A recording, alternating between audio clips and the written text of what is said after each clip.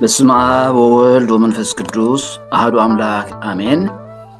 እግዚአብሔር አምላኽና ዝኸበረን ዝተመስገነን ይኹን። እዮገዛ ቁፅሪ 6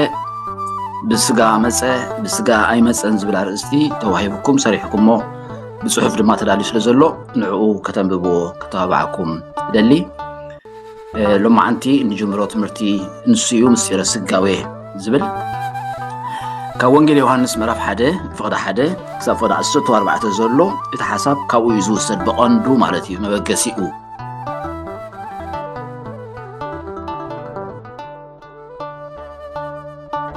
እቲ ቃል እውን ኣምላኽ ነበረ፣ እቲ ቃል ስጋ ኮነ፣ ፀጋን ሓቅን መሊእዎ ከዓ ኣባና ሓደረ፣ ክብረቱ ድማ ከም ክብሪ ናይቲ ሓደ ወዲ ነብኡ ረአና ይብል። እቲ ቃል ስጋ ኮነ ዝብል ንሱ እቲ ምስጢረ ስጋዌ ኢልና እንመሃሮ።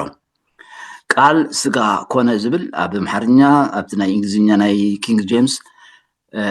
ከምኡ ድማ ብግእዝ እቲ ቃል ክንሪኦ ፅቡቅ እዩ።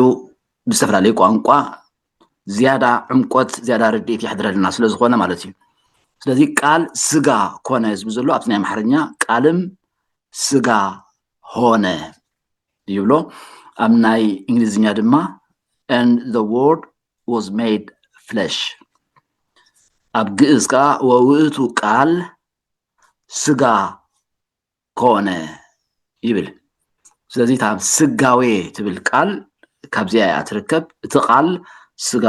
ኮነ ካብ ዝብል ማለት እዩ። ሐዋርያ ቅዱስ ጳውሎስ ንጢሞቴዎስ ክፅሕፈሉ ከሉ ብዛዕባ እዚ ብሓቂ እቲ ምስጢር ኣምልኾ ዓብይ እዩ ኢልዎ። እቲ ምስጢር ኣምልኾ ዓብይ እዩ፣ ንሱ እቲ ብስጋ እተገልፀ ይብሎ። እቲ ምስጢር ኣምልኾ ሲ ዓብይ እዩ፣ ንሱ እቲ ብስጋ እተገልፀ፣ ብመንፈስ ፀደቐ፣ ንመላእኽቲ ተራእየ፣ ኣብ ኣህዛብ ተሰብከ፣ ኣብ ዓለም ተኣምነ፣ ናብ ክብሪ ዓረገ እናበለ ድማ ይገልፀሉ። እቲ ብስጋ እተገልፀ ብሓቂ እቲ ምስጢር ኣምልኾ ሲ ዓብይ እዩ ኢልዎ። ኣምላኽ ሲ ብስጋ ተገሊፁ ከምዚ ምባል ብዘረባ ቀሊል ክኸውን ይኽእል ይኸውን። ናይ ብሓቂ ፅቡቅ ጌርካ ድሕሪ ሓሲብካ ግን ኣምላኽ ሰብ ኮይኑ ክትብል ቀሊል ኣይኮነን። ኣምላኽ ክንብል ከለና ኣብቲ ምስጢረ ስላሴ ከም ዝተምሃርናዮ ንኣምላኽ ኣምላኽ ዘብሎ ረዋሒታት ርኢና ነርና ኢና። ንሱ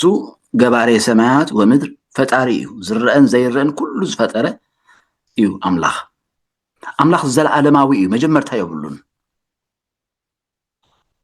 ኣምላኽ ፍጹም ቅዱስ እዩ፣ ናይ ባህሪ እዩ ቅድስና። ኣምላኽ ኩሉ ዝኽእል፣ ኣብ ኩሉ ቦታ ኣብ ሓደ እዋን ክርከብ ዝኽእል፣ ኩሉ ዝፈልጥ እዩ።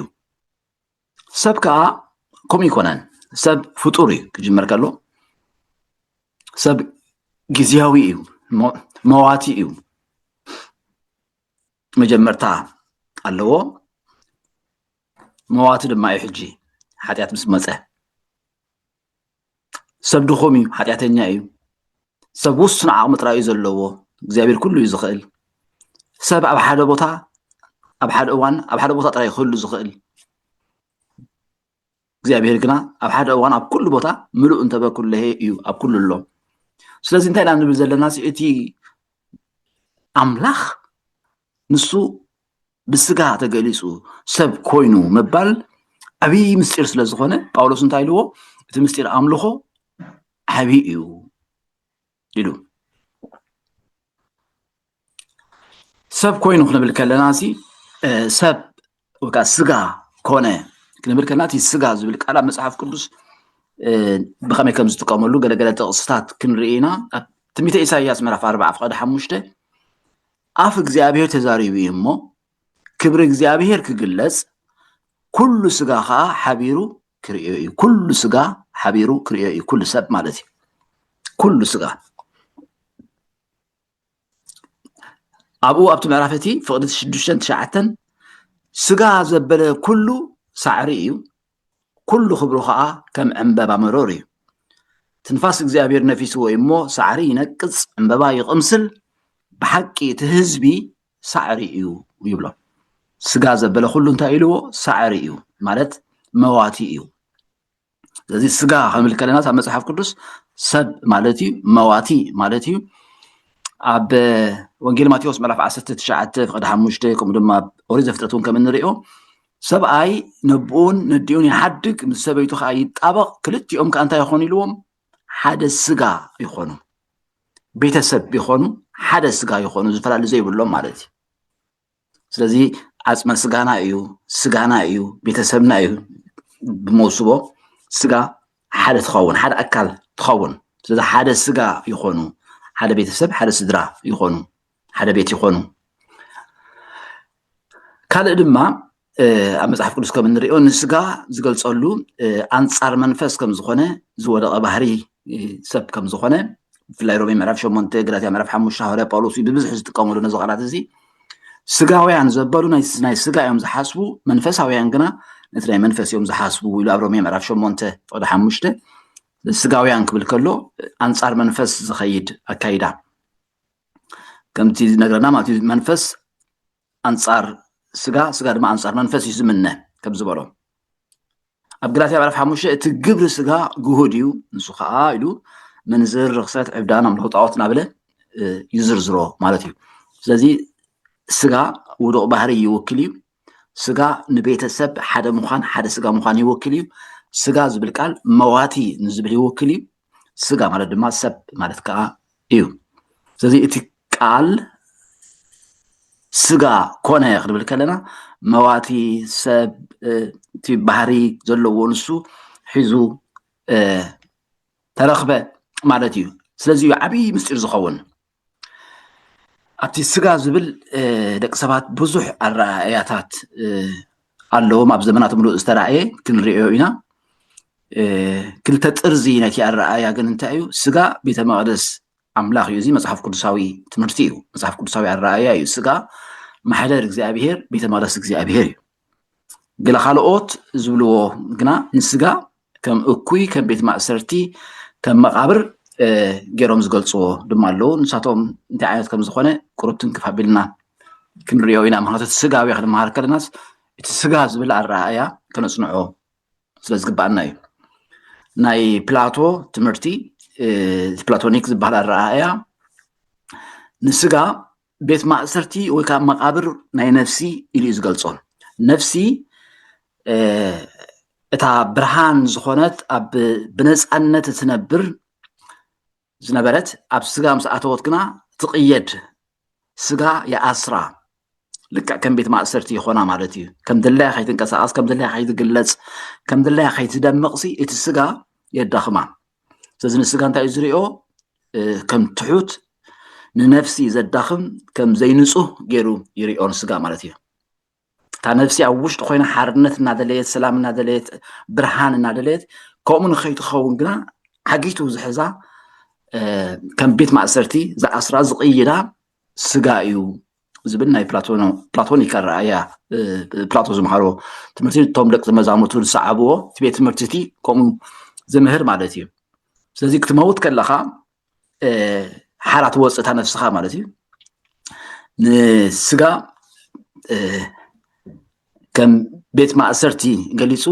ሰብ ምስ ሞተ ሓራ ይወፅእ ምክንያቱ ተኣሲርዋ ዝፀንሐ ንነፍሲ ነፃ ትወፅእ ኣላ ዝብል ኣረኣእያ ማለት እዩ ካብ ስጋ ተላቐቕካ ናብ ዓለማ ሓሳባት ክትመላለስ ድማ እዩ ዕላማ ምንባር ሰብ ክነብር ከሎ ነቲ ናይ ውሽጡ ብዝግባእ መንቲ ከንፀባርቆ ሃረርቱ ናፍቆቱ ዕላማ ምንባሩ ሲ ነቲ ውሽጣዊ ነገሩ ናብ ደገ ነፃ ምእንቲ ክኸውን ስለዚ ሞት ነዚኣቶም ዘፍርሖም ነገር ኣይኮነን ምክንያቱ ብሞት ሓርነት ትወፅእ ዝብል ኣረኣእያ ስለ ዝነበሮም ማለት እዩ ንስጋ ከምንታይ እዮም ዝሪእዎ ከም ቤት ማእሰርቲ ከም መቃብር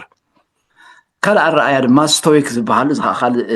ቤት ትምህርቲ ማለት እዩ ስቶይክ ነዚኣቶም ድማ እንታይ እዮም ዝብሎ ንስጋ ከም መሳርሒ እዩ ማለት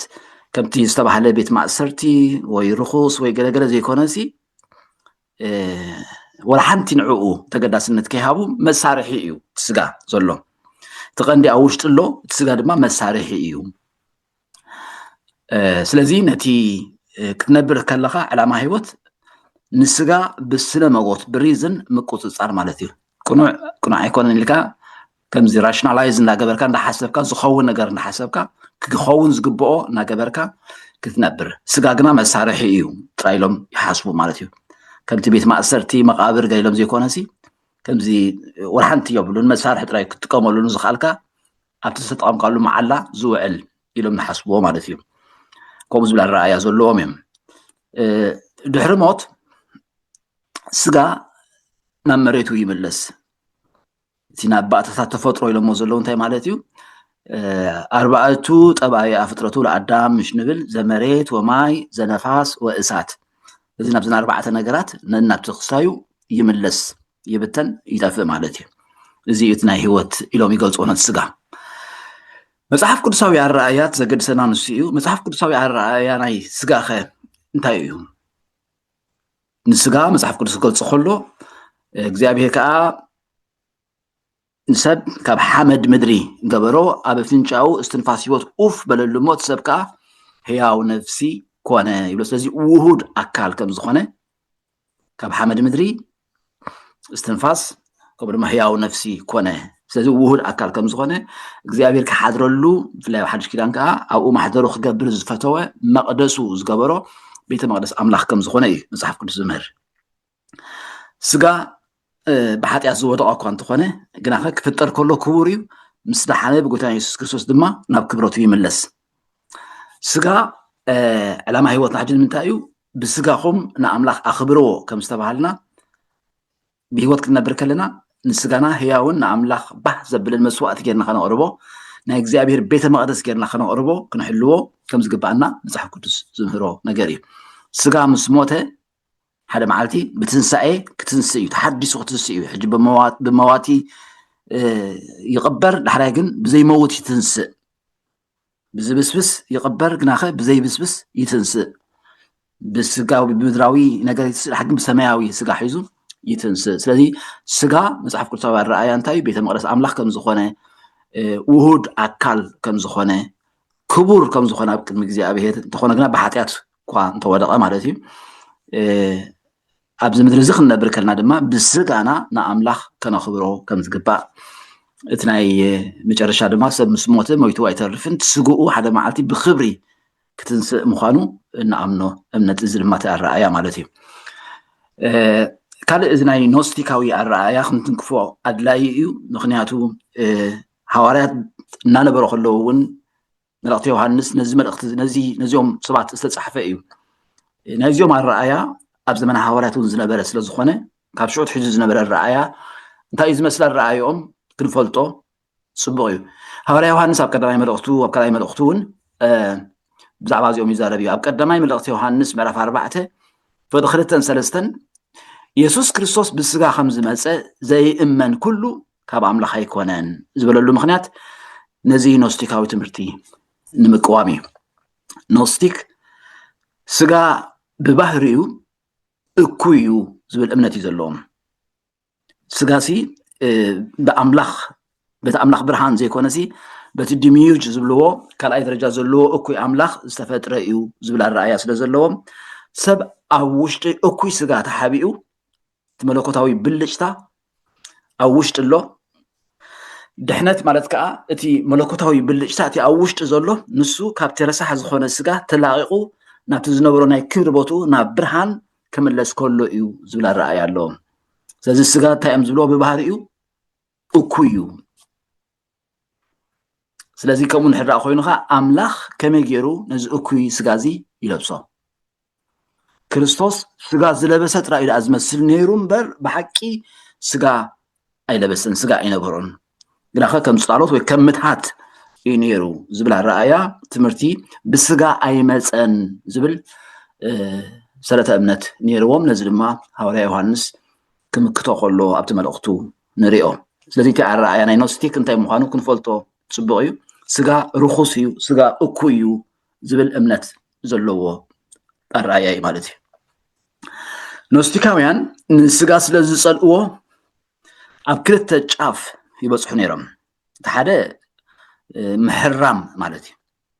ስጋሲ ፀላኢ ስለ ዝኾነ ብጥሜት ብመግረፍቲ ኣሕሚምካ ድዩ በቀ ንዕኡ ከም ዘይምችኦ ጌርካ ክቕፃዕ ዘለዎ ፀላኢ እዩ ዝብል ማለት እዩ ነቲ ስጋ ከም ፀላኢ ሪኦም ብጥሜት ብመግረፍቲ ብኩሉ ይቐፅዕዎ ተሓርሞ ዝበሃል ማለት እዩ እዚ እቲ ካልኣይ ድማ ኣንፃር ናቱ ኮይኑ ስጋ ብሱሩ ክፍጠር ከሎ ትሒዙ ውዱቕ እኩይ ስለ ዝኾነ ሓጠአ ኣይሓጠአ ንዑ ወርሓንቲ ይኮነን መሬት እዩ ናብ መሬት ከዓ ክመለስ እዩ እታ ኣብ ውሽጢ ዘላ ብርሃን እታ ብልጭታ ዝብልዋ ንሳ ግና ኣይትረስሕን እያ ኣይትንከፍን እያ ዝብል ርድኢት ዘለዎም እዮም ስለዚ እዚ ከምዚ ርድኢት ድማ እንታይ ይወስዶም ብስጋኻ ትገብሮ ዝኾነ ይኹን ነገር ነቲ ውሽጥኻ ኣይትንክፎን እዩ ከም ድላይካ ክትነብር ትኽእል ኢኻ ምክንያቱ ብመሰረቱ ስጋ መሬት እዩ ናብ መሬት ከዓ ክምለስ እዩ እኩይ እዩ ክጠፍእ እዩ እቲ ኣብ ውሽጥኻ ዘሎ ግና ዘይጠፍእ እዩ ንሱ ከዓ ኣይትንከፍን እዩ እቲ ብስጋኻ ትገብሮ ዝብል ናብኡ ጫፍ ይበፅሕ ስለዚ ክልተ ጫፍ ከምፅኦ ዝኽኣለ እንታይ እዩ እቲ ኣረኣእያ እዩ ኣብ ስጋ ዘለዎም ኣረኣእያ ስጋ እንታይ እዩ ዝብል ሕጂ ንዘክሮ እቲ መፅሓፍ ቅዱሳዊ ኣረኣእያ ኸ እንታይ እዩ ብዛዕባ ስጋ ዝብል ክንፈልጦ የድልየና እዩ መፅሓፍ ቅዱስ ብዛዕባ ስጋ ብዛዕባ ሰብ እንታይ እዩ ዝብል ኦሪት ዘፍጥረት ምዕራፍ 1 ፍቅዲ 26 27 ኣምላኽ ከዓ ብመልክዕና ከም ምስልና ሰብ ንግበር ንዓሳ ባሕርን ንዕዋፍ ሰማይን ንእንስሳን ንብዘላ ምድርን ኣብ ምድሪ ለመም ንዝብል ኩሉ ለመምታን ይግዝኡ በለ ኣምላኽ ድማ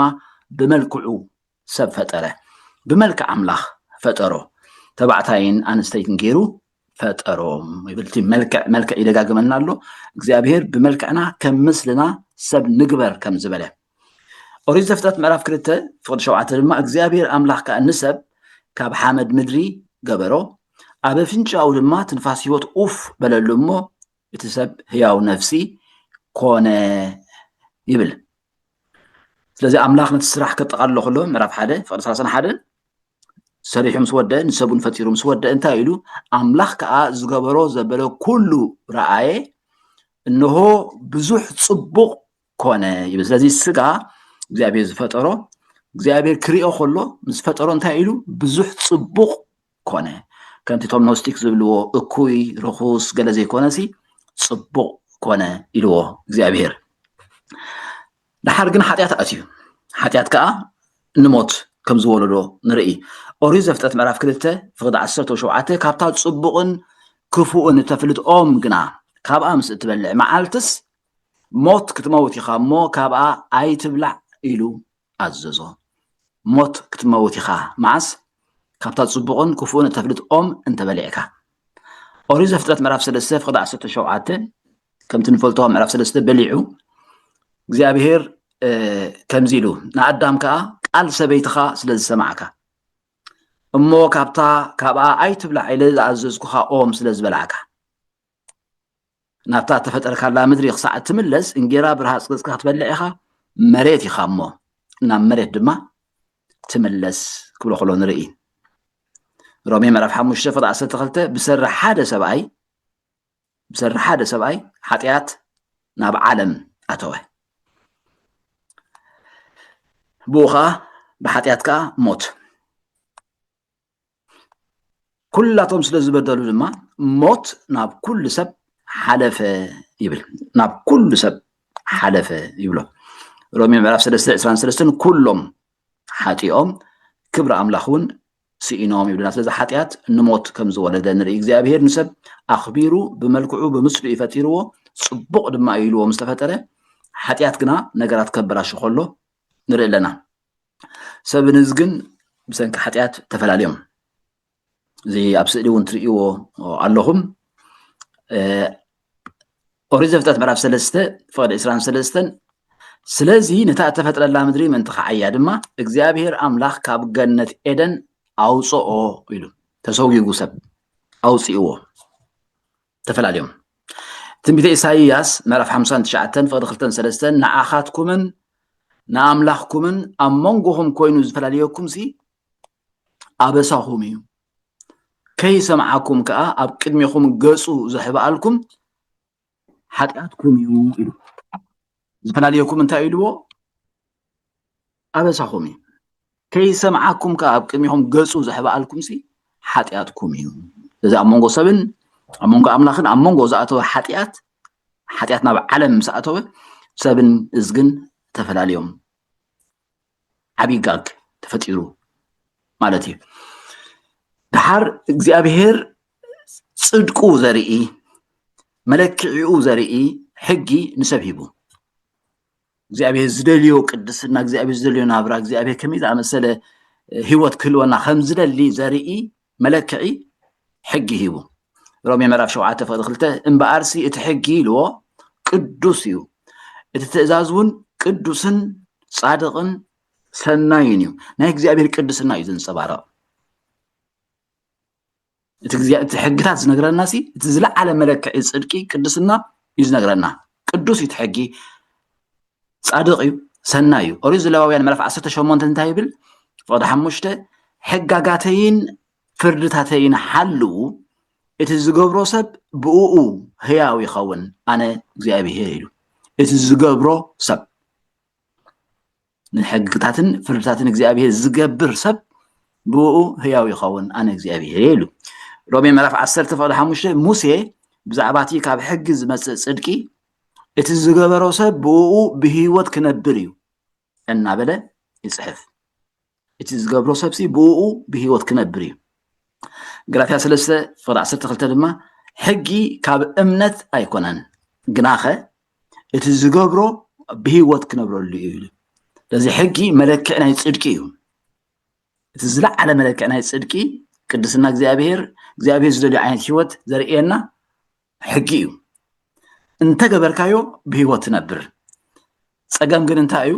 ሰብ ሕጊ ክፍጽሞ ዝኽእል ኮይኑ ኣይተረኽበን ስለዚ ሰብ መድሓኒ ኣድለዮ ብዘይ ምፍሳስ ደም ድማ ሕድገት ሓጢኣት ኣይርከብን እሞ መጽሓፍ ቅዱስ ከም ዝነግረና ናይ ግድን በጃ ሓጢኣቱ ደም ክፈሰሉ ነይርዎ ያዕቆብ ምዕራፍ 2 ፍቅዲ 10 ንብዘሎ ሕጊ ሓልዩ ኣብ ሓንቲ ዝብድል ብኹሉ እዩ በደለኛ ዝኸውን ስለዚ ነቲ ሕጊ ከምቲ እግዚአብሔር ዝደልዮ ኣማሊእካ ክትረከብ ኣይትኽእልን ኢኻ እንተ ገበርካዮ ኢኻ ብህይወት ትነብር ክትገብሮ ግና ዓቕሚ የለን ምክንያቱ ንብዘሎ ሕጊ ሓሊኻ ብሓንቲ እንተበዲልካ ብኹሉ በደለኛ ትኸውን ሕጊ ብምፍጻም ክጸድቕ ዝኽኣለ ድማ ወላ ሓደ የለን ሮሜ ምዕራፍ 3 ፍቅዲ 23 ኩሎም ሓጢኦም ይዝብል ገሊኦም ኣይኮነን ወይ ዝበዝሑ ኣይኮነን ኩሎም ሓጢኦም ክብሪ ኣምላኽ እውን ሲኢኖም ንምንታይ ክገብሮ ይከኣሉን እቲ እግዚአብሔር ዝደልዮ እግዚአብሔር ዝጠልቦ እግዚአብሔር ፍጹም እዩ ብርሃን እዩ ኣብኻ ጸልማት ዝብልዎ ሓንቲ እኳ የልቦን ምስኡ እነብር ኣለኹ እናበልካ ኣብ ጸልማት እንተተመላለስና ሲ ንሕሱ ሓቂ ውላይ ንገብርና ዘለና ኢሉ ዮሃንስ ስለዚ እግዚአብሔር መለክዒኡ መለክዕ ቅድስንኡ ዝኸውን ዝሃበና ሕጊ እቲ ጻድቕ እዩ ቅዱስ እዩ ሰናይ እዩ ዝተባህለ ሕጊ ሰብ ግና ንዑ ክገብሮ ኣይከኣለን ሕጊስ ሓጢኣት እዩ ዘፍልጥ እሞ ስለዚ ስጋ ዝለበሰ ኩሉ ኣብ ቅድሚኡ ብግብሪ ሕጊ ዝጸድቕ የልቦን ኣይተረኽበን ዕብራውያን ምዕራፍ 9 ፍቅዲ 22 ከምቲ ሕጊ ኣስታት ኩሉ ብደም እዩ ዝጸሪ ብዘይ ምፍሳስ ደሙን የቕሬታ ኣይከውንን እዩ ስለዚ ኣምላኽ ንሰብ ክዕረቆ ወሰነ ኣብ መጽሓፍ ቅዱስ ትንቢተ ሚክያስ ምዕራፍ 7 ፍቅዲ 18 ከምዚ ይብል ከማኻ ዝበለ ኣምላኽ ኣበሳ ዝሓድግ ነቲ በደል ካብቶም ተረፍ ርስቱ ዘሕልፍ መን እዩ ምሕረት እዩ ዝፈቱ እሞ ኩራኡ ንዘለኣለም ኣይዓቁርን ኢሉ እግዚአብሔር ይመስገን ምሕረት እዩ ዝፈቱ እሞ ኩራኡ ንዘለኣለም ኣይዓቁርን ወንጌል ዮሐንስ ምዕራፍ 3 ፍቅዲ 16 ወርቃዊ ጥቕሲ ተባሂሉ ዝጥቀስ ኣምላኽ በቲ ሓደ ወዱ ዝኣመነ ኩሉ ናይ ዘለኣለም ህይወት ምእንቲ ክረክብ እምበር ከይጠፍእ ሲ ንወዱ በጃ ክሳዕ ዝህብ ክሳዕ ክንድዚ ንዓለም ኣፍቀራ ንወዱ በጃ ክሳዕ ዝህብ ካልኣይ ቆሮንጦስ ምዕራፍ 5 ድማ ኣምላኽ ንዓለም ምስ ርእሱ ክዓርቃ ከሎ ኣብ ክርስቶስ ነበረ በደሎም ኣይሓዘሎምን እናበለ ይቕፅል ኣብ ክርስቶስ ነበረ ስለዚ ኣምላኽ ንሰብ ክዕረቆ ክውስን ከሎ ነቲ ሓደ ወዱ ንጎይታናን መድሓኒናን ኢየሱስ ክርስቶስ ብምልኣኽ እዩ ማለት እዩ ስለዚ ኣብ ትንቢት መድሓኒ ክውለድ ምዃኑ ብትንቢት ተነግረ ቀዳመይቲ ዝተዋህበ ተስፋ ብስራት ኣብ ኦሪት ዘፍጥረት ምዕራፍ 3 ፍቅዲ 15 ኢና ንረኽባ ኣምላኽ ከዓ ንተመን እንታይ ኢልዎ ኣብ መንጎኻን ኣብ መንጎ እዛ ሰበይትን أمونغو زرقان أمونغو زرقان صلئي يتكل الله أمونغو زرقان صلئي يتكل الله أمونغو زرقان أمونغو زرقان تزرئي زبزلو يقدسنا أيو دحراي قلتنا يسوس كريستوس كاب قدس رجل مريم سجا وسيدي سجا وسدن زبل دحراي كنبصحو خلنا يقدسي أمونغو زرقان أمونغو زرقان نتحسبيت مالتي صلئي يتكل الله نسور إصحاح شفلغيو نسخة ما شخونا أوقتنا كسيخا بلون تتمن شخونا هناكس تخاب سبيتي زولد دما رؤس خش فلوه تميت إساياس مرات شو عتفقد عصرت وأربعة سلازي إغزابير بعلو تأمر تخبأكم إنه دنجل كتأنس ودخ أخت ولديا سمون آمانوئيل كتسميع إذا تميت زي أو إنجل ماتيوس نقدرنا كم استفاد سماء تميت إساياس مرات تشعت تفقد شدشته هزان توريدو لنا ودي تويهونا إمو إتجزات كأمانكو بيو سمون قروم مكر برتو عملاخ أبوز العالم مسفن سلام كسمائيو يلو أقدموا بتنبيت هزان توريدو لنا ودي تويهونا يلو تنبيو تميت إساياس مرات عسرت حدا فقد حدا كابتو خروط قند السيكا حدا تأتعي كتشبشبيو حدا جنفرون كابسرو فرا كفر يلو كابي كاب قند السي ود داويت مالتي كاب داويت كل المخانو كاب زر داويت كم زولد زو انجيل ماتيوس مراف حدا خزون تخلو مسحاف ولدو يسوس كريستوس ود داويت ود ابراهام يلي نغرنا اتزرئي كاب خمس مصه ينغرنا مالتي مدحاني كل المخانو اقدمو بتنبيت تنغره ابتمدب غزي تغزي مساخله ويتنا يسوس كريستوس تولده سلازي وانجيل لوقاس مراف حدا اتي كل زين فولتو حجق لو معناتك معالتو سلازخونه كننبو وينا وانجيل لوقاس مراف حدا كاب 26 كساع 38 زلو كنبو بقى كاو الناس تنتنا نتقالك نحاسبو وينا مالتي كاب 26 كساع 38 بسادسيت ورحي جبريل ملاخ ناب نازريت تبحال عد قليلا ناب حانت دنجل كاب أملاخ تلاكه نسا نيوسيف زبحال سبعي كاب بيت داويت تحاسيتيا سمتا دنجلتي أخا مارياميو اتملاخ ناباتيو أتي مدئت تصقى زيابير مساخي موباه يبلكي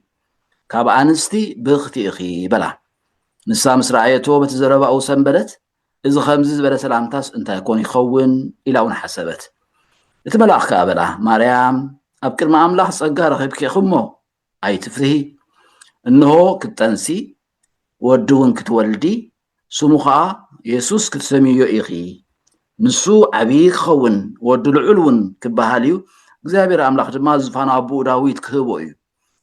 ንሱ አቤት ያዕቆብ ንዘላለም ክነግስዩ መንግስቱ ኻ መወዳእታ ይብላን ማርያም ድማ ነቲ መልአክ እዚ ከሰብኣይ ከይፈለጥኩስ ከመይሉ ክኸውን እዩ በለቶ እቲ መልአክ ከመዲሱ መንፈስ ቅዱስ ክወርደኪ ኃይል ልዑሉን ከጽልለኪ እዩ ስለዚ ኸኣ እቲ ዝውለድ ቅዱስ ወደ አምላክ ክበሃል እዩ በላ እንሆ ኤልሳቤጥ ተዘመድኩ እኳ ንአምላክ ዝሰአሉ ነገር ስለዘየልቦ ኣብ እርግና ወዲ ጠኒሳላ ነታ መኻነት ትበሃል ዝወርሕዚ ሳድሳያ እዩ በላ ማርያምካ እኔኹ ኣነ ባርያ እግዚአብሔር ከምቲ ዘረባኻ ይኹነለይ በለት እቲ መልአክ ድማ ካብኣ ሓደፈ ይብለና ስለዚ እቲ ግዜ ምስ ኣኸለ ብኸመይ ዝኣመሰለ ኣወላልዳ ከም ዝተወልደ ብኸመይ ከም ተጠንሰ ወንጌላዊ ሉቃስ ጽቡቅ ገይሩ ኣዘንቲልና ማቴዎስ ነቲ ልደት ክነግር ከሎ ከም ትግዜ ምስ ኣኸለ ጎይታና ኢየሱስ ክርስቶስ ብኸመይ ከም ዝተወልደ ክገልጽ ከሎ ምዕራፍ 1 ኣቅድማ ቢለ ከም ዝተቐስክዎ ፍቅዲ 1 እንታይ እዩ ዝብል መጽሓፍ ወለዶ ኢየሱስ ክርስቶስ ወዲ ዳዊት ወዲ አብርሃም ይብል ሽሮ ካብ ፍቅዲ 18 ክሳዕ ፍጻሜ ዘሎ ድማ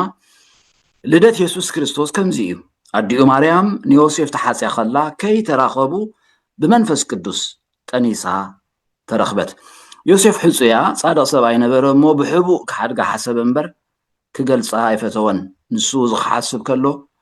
እንሆ መልአክ እግዚአብሔር ብሕልሚ ተራእዮ ከምዚ ኢሉ ዮሴፍ ወዲ ዳዊት እቲ ሕጽይትኻ ማርያም ጠኒሳቶ ዘላ ካብ መንፈስ ቅዱስ እዩ እሞ ንምውሳዳ ኣይትፍራህ ወዲ ክትወልድ እያ ንሱ ኸኣ ንህዝቡ ካብ ሓጢኣቶም ከድሕኖም እዩ እሞ ስሙ ኢየሱስ ክትሰምዑኻ እዚ ኩሉ እቲ እግዚአብሔር ብነቢይ ተዛረቦ ክፍጸም ኮነ ከምዚ ዝብል እንሆ ድንግል ክትጠንስ ወዲ እውን ክትወልድ እያ ስሙ ከዓ አማኑኤል ክብልዎ እዮም ትርጉሙ አምላኽ ምሳና እዩ ዮሴፍ ካብ ደቃሱ ተንሲኡ መልአክ እግዚአብሔር ከም ዝኣዘዞ ገበረ ንማርያም ሕፅይቱ ወሰዳ በኽሪ ወዳ ክሳዕ ትወልድ ከዓ ኣይፈለጣን ስሙ ድማ ኢየሱስ ሰመዮ ይብል ስለዚ ገላትያ ምዕራፍ 4 ፍቅዲ 4-5 ምልአት ዘመን ምስ መፀ ግና ይብል እንታይ ምስ መፀ ምልአት ዘመን ምስ መፀ ግና ነቶም ትሕቲ ሕጊ ዘለው ተሻይጡ ምንተ ከውፅኦም ንሕና እውን ውልድነት ምንተ ክንረክብ ኣምላኽ ነዚ ካብ ሰበይቲ እተወልደ ትሕቲ ሕጊ እውን ዝኾነ ወዱ ለኣኹ ኢሉ ኤፌሶን ምዕራፍ 2:14 ንሱ ነዞም ክልተስ ሓደ ዝገበረ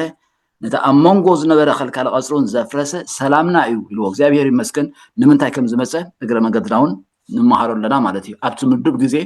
ጎይታና ኢየሱስ ክርስቶስ መፅኡ ስለዚ ዝቕፅል ሰሙን እንታይና ክንርኢ ኢየሱስ ክርስቶስ ተወሊዱ ትቃል ስጋ ኮይኑ ከም ዝረኣናዮ ግን ሰባት ኣረኣእዮም ዝተፈላለየ ስለ ዝኾነ ብዙሕ ትምህርትታት ብዙሕ ሓሳባት ተላዒሉ ገለ ካብኡ ናይ ኖስቲካዊ ኣረኣእያ እዩ ኢየሱስ ብስጋ ኣይመፀን ዝብሉ እዞም ኣቀዲምና ዝጠቐስናዮም ዝመዘሎ ሰሙን ቁርብትን ክፍ ክነብሎም ኢና እንታይ ማለቶም እዩ ኢየሱስ ስለምንታይ ብስጋ ኣይመፀን ኢሎም ዝሓስቡ ፔላጊዮስ ዝበሃል ሰብኣይ ድማ እንታይ ኣምፅኡ ኣዳማዊ ሓጢኣት ኣይመሓላለፍን ኢሉ እዚ ኸ የገድሰና እዩ ምክንያቱ ኢየሱስ ክርስቶስ ንሕር ደኣ ካብ ሰብ ክውለድ ኮይኑ እቲ ኣዳማዊ ሓጢኣት ናብኡ ክሓልፎ ድዩ ንድሕር ሓሊፍዎ ከብቑዕ ክኸውን ይኽእል ድዩ ንዝብል ስለ ዝትንክፈልና ማለት እዩ ኣዳማዊ ሓጢኣት ኣይመሓላለፍን እዩ ኢሉ ዝመሃረ ፔላጊዮስ ንዑ ዝተዋህቦ መልሲ ቅድሚ ሕጂ ተማሂርና ነርና ኢና ግን ክንትንክፎ ኢና ምስኡ ዝኸይድ ኢማኩሌት ኮንሰፕሽን ዝበሃል ብፍላይ ብካቶሊካዊት ቤተክርስትያን ኣባና ድማ ኣብ ኤርትራን ኢትዮጵያን ከዓ ኦርቶዶክሳዊት ቤተክርስትያን እውን ኣብ ኤርትራን ኢትዮጵያን ጥራይ ግን ካልኦት ኦርቶዶክስ ኣይቅበልኦን ኢማኩሌት ኮንሰፕሽን ዝበሃል ማለት ቅድስት ድንግል ማርያም ብዘይ ናይ ኣዳም ሓጢኣት ተወሊዳ ኣምላኽ ኣብ ከርሲ ከላ ዓቂብዋ እዩ እቲ ኣዳማዊ ሓጢኣት ኣይሓለፋን ዝብል ንሱ ከዓ ክንሪኦ ኢና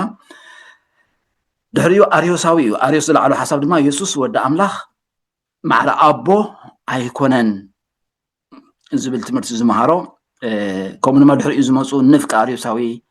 ማለት ፍርቂ ናይ ኣርዮስ ዝቕበል ኢየሱስ ወዲ ኣምላኽ ምስ ኣቦ ይመሳሰል እምበር ማዕረ ኣቦ ኣይኮነን ሕጂ ኣርዮስ ኣይኮነን ኢሉ ማዕረ ኣቦ ኣይኮነን ኢሉ እዚ ከዓ እንታይ ኢሉ ምስ ኣቦ ይመሳሰል እዩ ኢሉ ንፍቂ ኣርዮሳዊ ማለት እዩ ኤውኖሚያንስያዊ ከዓ ኣንፃር እምነት ንፍቂ ኣርዮሳዊ ኮይኑ እንታይ ዝብል ወልድ ምስ ኣቦ ኣይመሳሰልን እዩ እቶም ንፍቂ ኣርዮስ ይመሳሰል እዩ ምሽሎም ዝም ከዓ ኣይመሳሰልን እዩ ንወልድ ናብ ህላወ ዘምፆ ኣብ እዩ ወልድ ናይ ገዛ ርእሱ ናይ ባዕሉ ህላውነት የብሉን ዝብል ኣረኣእያ እዩ ከመይ ማለት እዩ እዚ ክንሪኦ ኢና ኣፖሊናሪዮስ ዝበሃል ከዓኒ ክርስቶስ ፍፁም ሰብ ኣይነበረን ዝብል እዩ ፍፁም ኣምላኽ እወ ግን ፍፁም ሰብ ኣይነበረን ዝብል እዩ ንስጥሮስ ከዓ ተላዒሉ ጎይታና ኢየሱስ ክርስቶስ ክልተ ባህሪ ክልተ ሰብነት ኣብ ሓደ ክርስቶስ እዩ ብምባል ካብ ማርያም ዝተወልደ ሰብ እቲ ኣብ ጥምቀት ክርስቶስ መንፈስ ቅዱስ ዝለበሰ ድማ ወዲ ኣምላኽ ኢሉ ናብ ክልተ ዝመቃቐሎ ንሱ ድማ ክንሪኦ ኢና ኤውጣኮስ ዝበሃል ፈላሲ ድማ እንታይ ዛምፅኡ መለኮት ኣብ ስጋ ምስ ሓደረ ስጋ ብመለኮት ተዋሒጡ ጠፊኡ እዩ ስለዚ ክርስቶስ ንፅል ባህሪ ሓደ ሰብነት እዩ ብምባል ብመለኮት ጥራይ ዝተዓብለለ ስጋ ጠፊኡ እዩ ዝብል ትምህርቲ ዝመሃረ እዚ እውን ክንትንክፎ ኢና ኣብ ዝመፀሎ ሰሙን ፅቡቅ ጌርና ክንመሃሮ ኢና ንዕኡ ማለት እዩ ንምንታይ ዝሕግዘና ስጋዊ ዝብል ንምድሓና መሰረታዊ ትምህርቲ ስለዝኾነ ክንመሃሮ ኢና ዕዮ ገዛ ጎይታናን መድሓኒናን ኢየሱስ ክርስቶስ ካብ ቅድስት ድንግል ማርያም ስጋ ኣይወሰደን ዝብሉ ሰባት ኣለው ከም መጫበጢ ዘቕርቦ ሓሳብን ዘቕርቦ ጥቕስን እንታይ ምዃኑ ድሕሪ ምጥቃስ ብርግፅ ጎይታናን መድሓኒናን ኢየሱስ ክርስቶስ ካብ ቅድስት ድንግል ማርያም ስጋ ከም ዝወሰደ ዘረድእ ሕፅር ብዝበለ መገዲ ይፅሓፉ ኣታዕዮ ስለዚ ተቐዳመይቲ ጎይታናን መድሓኒናን ኢየሱስ ክርስቶስ ካብ ቅድስት ድንግል ማርያም ስጋ ኣይወሰደን ዝብሉ ከም መጫበጢ ዘቕርብዎ ሓሳብን ጥቕስን ኣይና እዩ ጥቕስ ተብልዎ ድሓር ከዓ ጎይታናን መድሓኒናን ኢየሱስ ክርስቶስ ካብ ቅድስት ድንግል ማርያም ስጋ ከም ዝወሰደ ዘረድእ ከዓ ሕፅር ዝበለ ፅሑፍ ተቐርቦ ማለት እዩ ስለዚ ክንዛ ትሪእዋ ዘለኹም ፅሕፈት ተኮይና እኽልቲኣ ካብ ኣቕርብቲ ነዊሓውን ፀገም የብሉን ግን እዚ ተዋሂብኩም ኣሎ እየ ገዛ ኣላ ኢሉ ዝጀመረና ኣጀሚሩ ድማ ዘፈፀመና እግዚኣብሔር ስሙን ዝለኣለን ብሩኽ ይኹን የምልኸካ ኣለኹ ኣሚን ይስግደልካ ኣለኹ ደኒነ የምልኸካ ኣለኹ አሚን ይስግደልካ ኣለኹ ደኒነ